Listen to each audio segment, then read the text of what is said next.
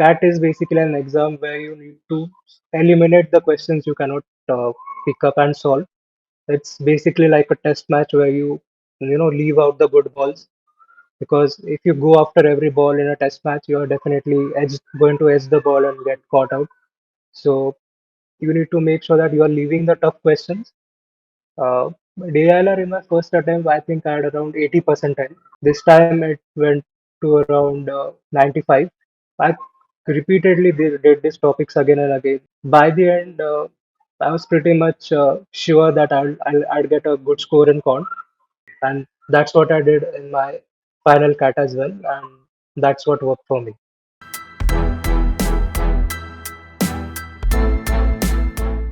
Hello everyone, welcome to Krakow interview series. Today we have with us Jayesh.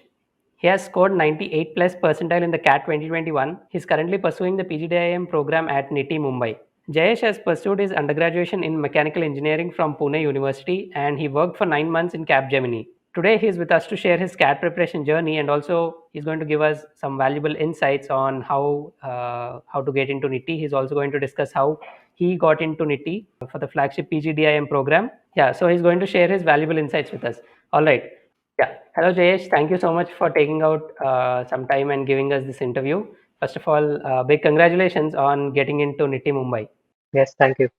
Firstly, can you walk us through your CAT preparation journey and how you prepared? Sure.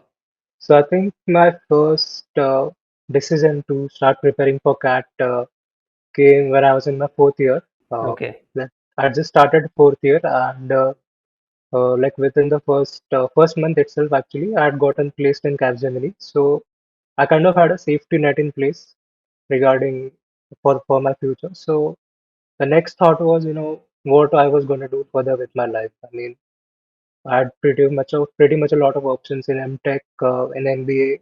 I could go outside India and pursue MS from there as well. But I was just coming back from an internship, and where I had got some exposure to operations management related work, Okay. and I actually found it interesting. So I kind of had an aim to break out into that kind of a role.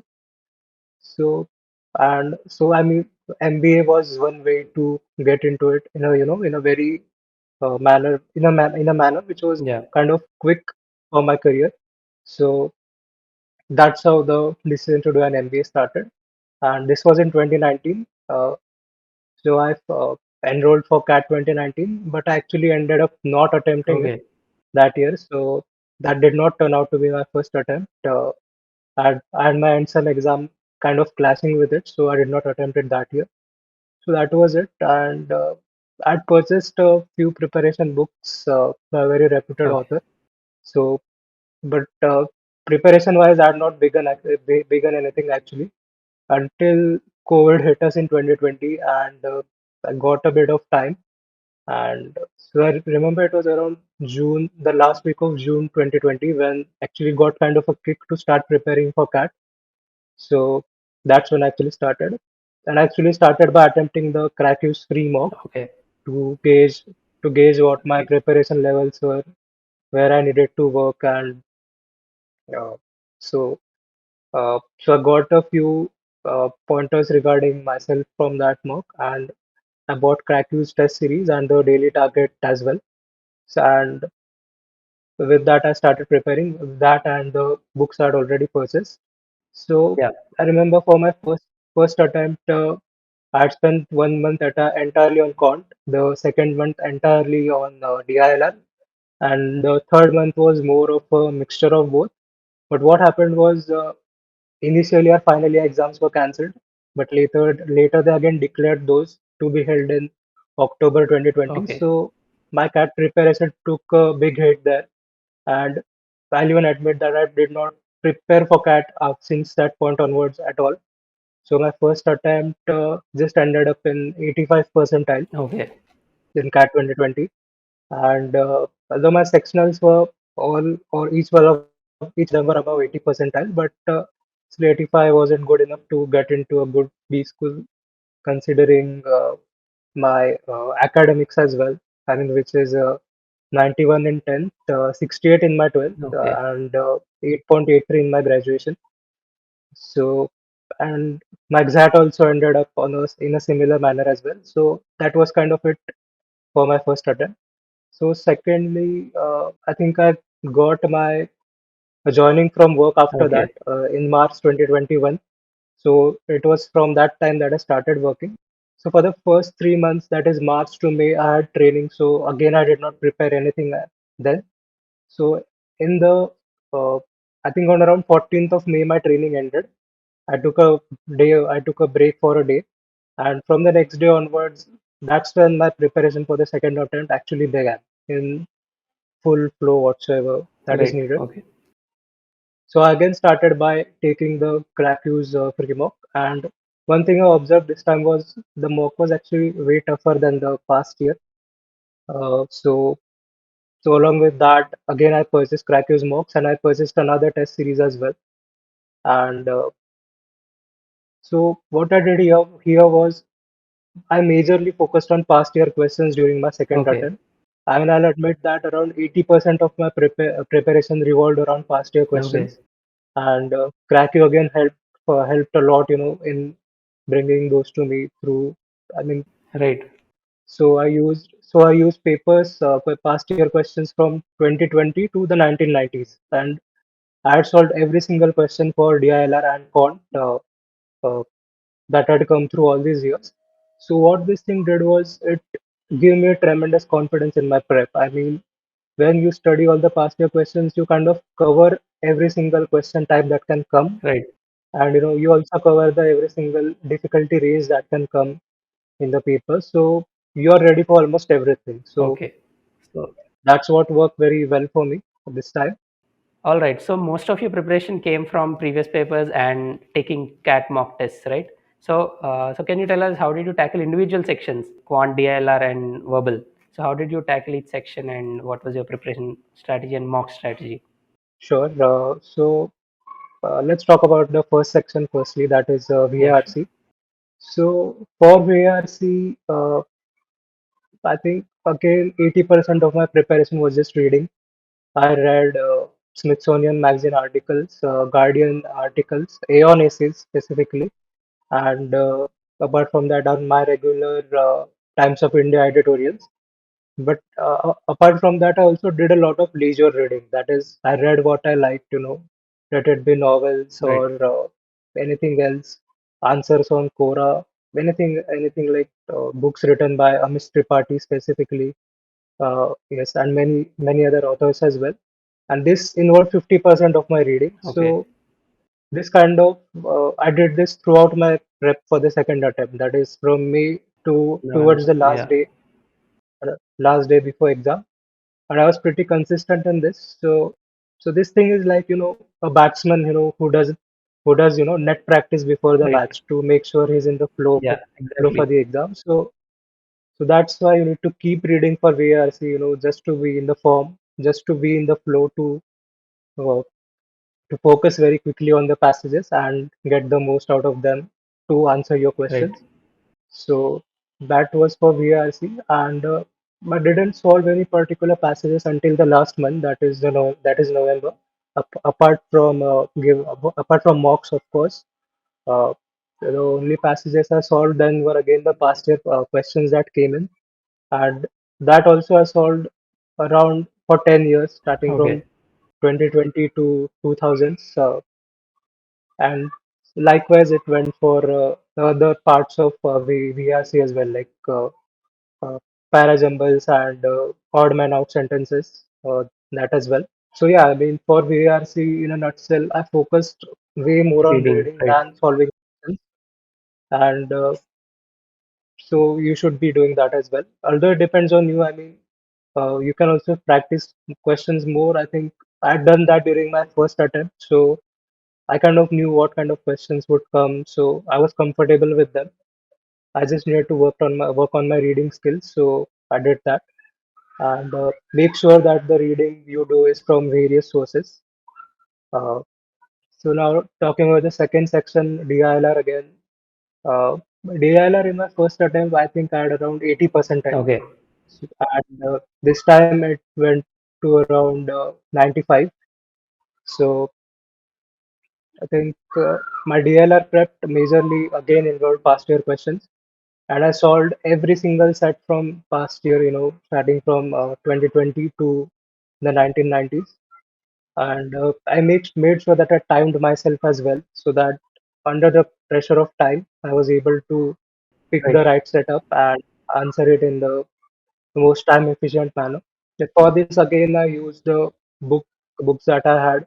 I also used the crack use free questions that we had every day, and also a lot of my prep also came from the daily target which I had used in my previous attempt, and through mocks as well, because DILR, you kind of you are able to solve it without the environment of a mock or a test, very easily. But when you Yeah, come under the pressure of time, exactly. When taking the you test. need to exactly. So you need to figure out your clues very quicker and in a time efficient manner.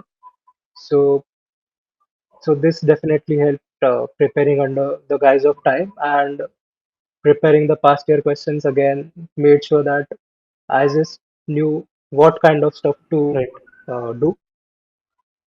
So I was ready for all kinds of difficulties. That helped me as well. So when it comes to Yeah. quant Quant. specifically, I think again I'll say 50% of my CAT preparation was for quant. Yeah, other two not so much. Okay. So my quant prep started with solving the books I had, and I followed a few YouTube series for that as well. And I also used to attend religiously the sessions taken by Maruti Konduri sir on YouTube Right. lives. He used to discuss regarding specific topics. And again in quant, I kept my focus on the three major topics, that is arithmetic, algebra, and Geometry. Right. geometry. I did not focus much on And PNC and okay. probability.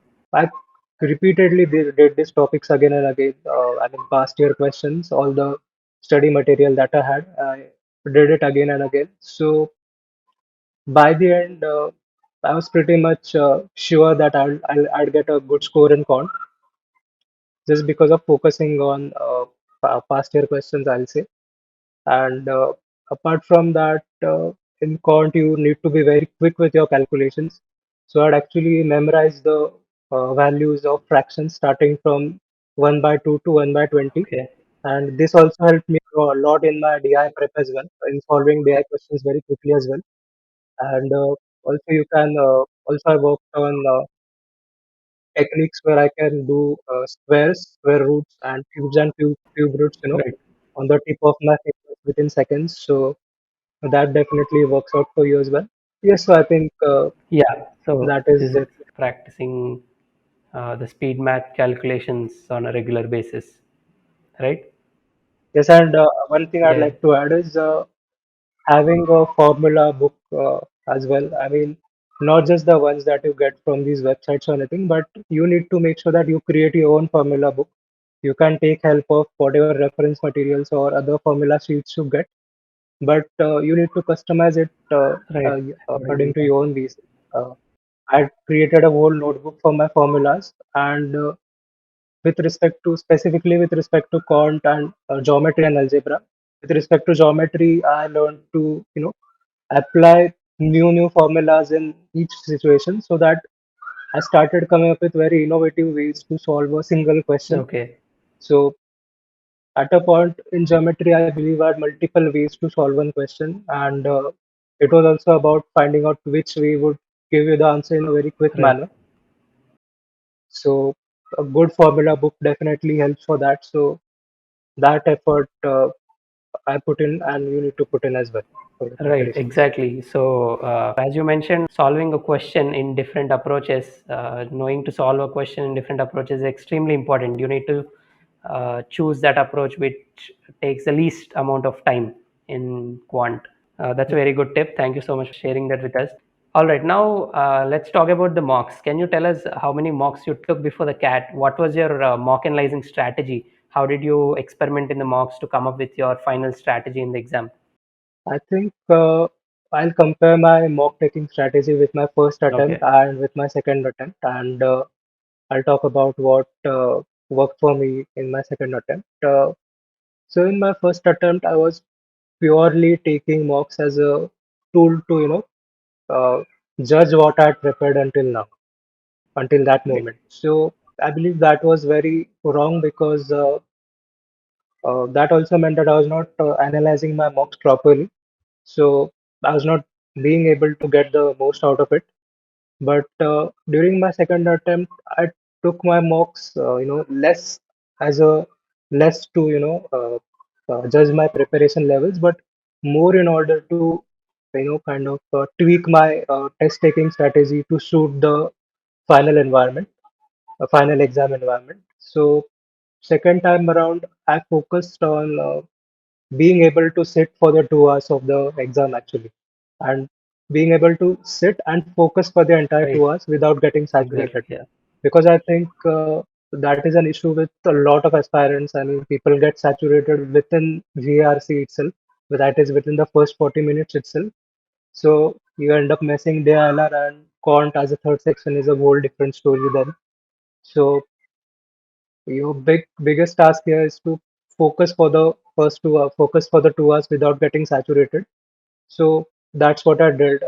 I took a lot of mocks just to practice that. And secondly, another point of taking mocks for me was to tweak my question selection ability, because CAT is basically an exam where you need to eliminate the questions you cannot pick up and solve.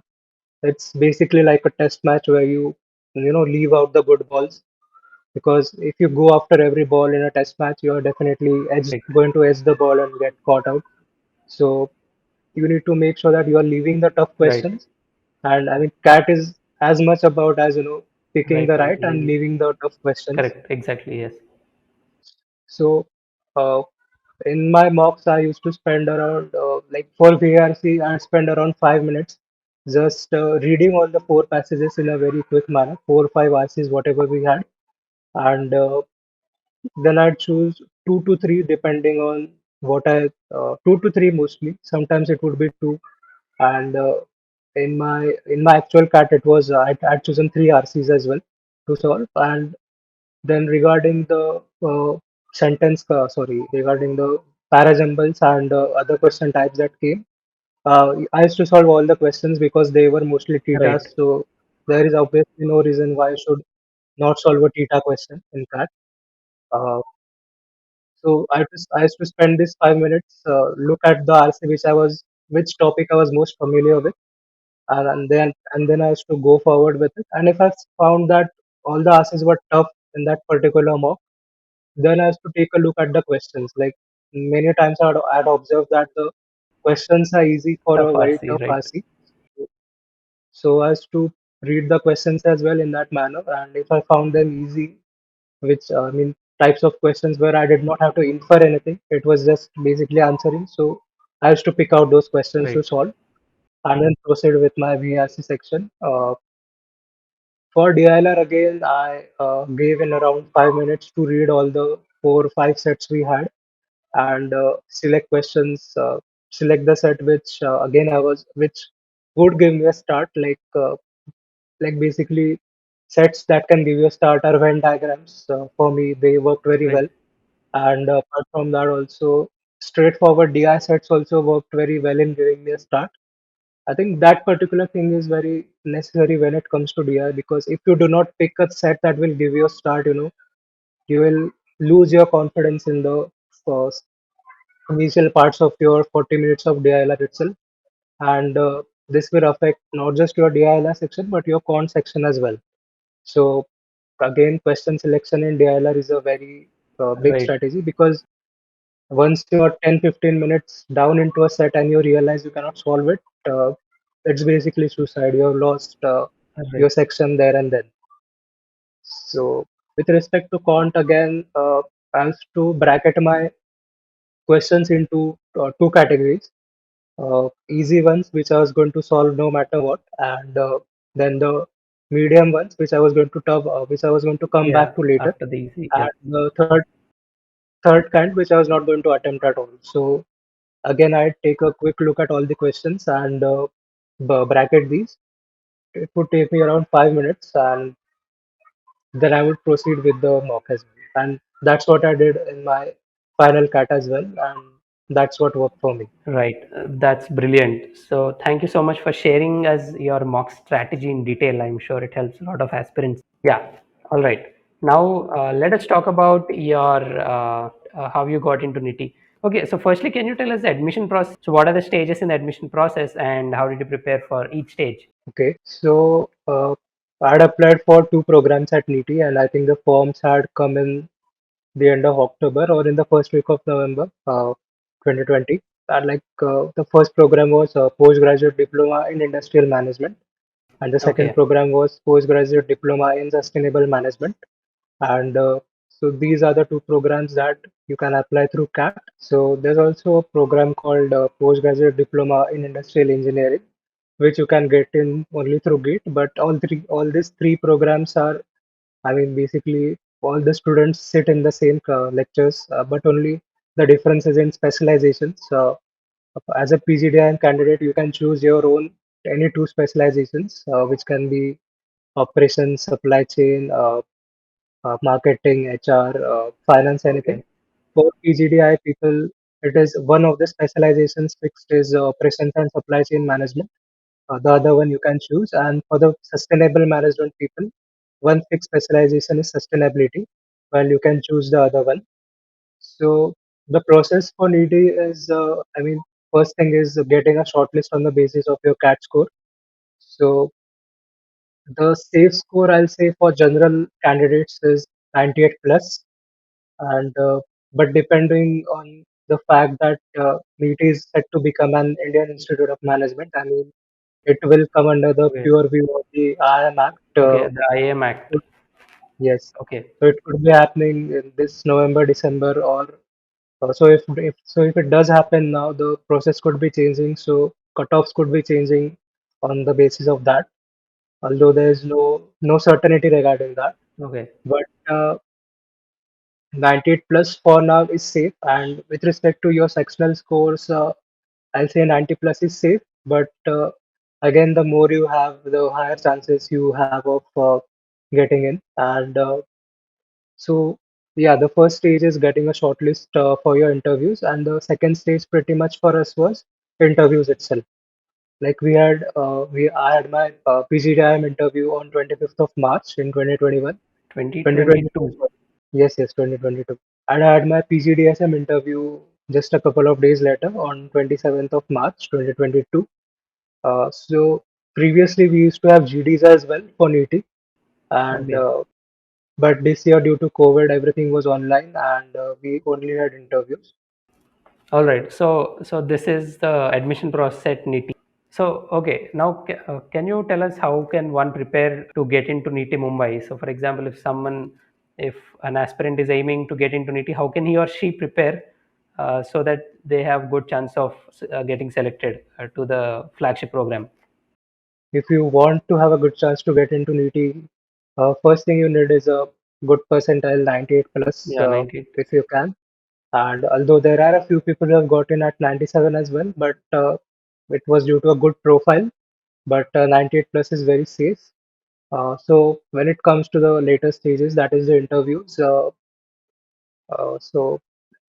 interviews at NEET mostly focus on the technical part.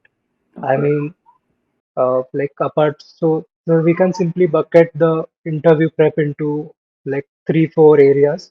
One is one is your general knowledge, which can again be divided into static and current affairs, and then you have your academics of your engineering during your engineering.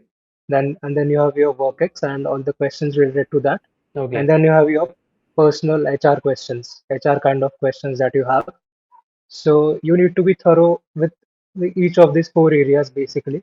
And when it comes to academics, I mean, being a mechanical engineer, I'll say that there's no particular area which you should focus on. You need to be completely thorough with I mean, you need to know the basics at least for each and every subject or course you had during your graduation. Because I was actually asked questions from the area which I had not prepared at all. But luckily, I did have some kind of an idea of it. So I was able to answer around most of the questions related to my academics. So yes, NITIE mostly focuses on your academics, and another patent question in NITIE interviews is your final year project, Okay. and they basically grill you a lot on that. And this happened during my PGDSM interview, Okay. and my project was actually related to controlling air pollution. All right. Uh, so I mean, since it was related to sustainability and that area as a whole, I was grilled a lot on my project. They asked me a lot of questions. They wanted to know each and everything, how I achieved this, how I achieved that. So you need to prepare on that as well. Uh, and with respect to the current and general affairs, a lot of NEET is basically known a lot for its supply chain management and operations management programs. So the government of India is also undertaking a lot of such initiatives. Like you have the national logistics policy that came in Right. just right now. Then you have other initiatives like PM Gati Shakti and all these things. Okay. Right. And so you need to kind of know a lot regarding these. And during the interviews, again, the budget happens in that particular time Exactly. frame, Yeah. and that is a very big Point point of of study, discussion. that Yeah. point of discussion. So you need to be prepared on that as well, especially in areas that come under pure view of supply chain and operations and logistics Okay. management. Right. So that will help as well. And then again, some general knowledge uh, will help you as well. And then you also need to be quite clear on your HR questions like why MBA, why NITI, and Right. if you're going into NITI, I think at least as of now, it's going to be because you're interested in operations and supply chain management. Uh, but when it becomes an IIM, we could be seeing a lot more of other roles as well. Right. Uh, but for now, the focus is mostly on these kind of roles, Okay. and the best of the organizations come at NITI to take you in for the These roles. operation Right. management roles. So you need to be very clear on why operations management or supply chain management, and you also need to have some kind of a basic idea of concepts related to these as well. Like it can be quality management or Lean Six Sigma. Uh, Right. what what comes under operations management and all of these things. Right. So basically, the technical questions, your final year project, and current affairs. Right. Yes. Questions related to current affairs. Okay. All right. Now, finally, what is that advice that you would like to give the CAT aspirants? One final advice, if I have to give, is that again, I'll repeat the same thing again. Actually, focus a lot on your question selection abilities Right. with respect to CAT, because that is the thing that will get you a score very big, or that will be also be a thing that will ruin your complete attempt if you select the wrong questions. So practice this a lot, and use mocks as a tool to practice this, and also practice to focus for the entire 2 hours without getting saturated, because this is where you will be gaining advantage over at least 80 to 90% of the other aspirants. So these are the things that you need to focus on, and also you need to be very alert regarding your exam. That is, that is, read each and every question. Make sure each and every you're not missing any question, because that thing actually happened to me in my DILM, and I couldn't solve two questions because of not being alert. And despite of me having the entire solution in front of me and me having 4 to 5 minutes left as well, but due to not even knowing that there were two particular extra questions which I needed to solve, Okay. uh, I missed out on a 99 percentile overall and in DILR as well. So make sure that you are being very alert, and uh, apart from that, practice ways to control your anxiety, because when you're anxious, you kind of work at around 70 to 80% of your actual potential. So when you're not anxious, only then you can work at the potential which is actually required Okay. to ace CAT. So try to minimize your anxiety. There are plenty of techniques like yoga and meditation, and taking deep breaths right during the exam, taking breaks for a few seconds, that can help you as well. And Right. I've practiced this a lot. And another thing I'd like to add is like during the last 1 or 2 minutes of each section of your CAT, Right. like in the last 2 minutes of VARC. I'll say if you're not solving any particular question at that time, just stop solving whatever you're doing and take some rest before the other section begins, because you don't want to, like keep solving one question and you look up, you see the next section is already started, Right. because you need to be ready, When the completely next ready for section the starts. next section. Right. So make sure that you take a breath, you take a break and you take a few deep breaths to make yourself ready for the next section. And yeah, so I think that is it. Right.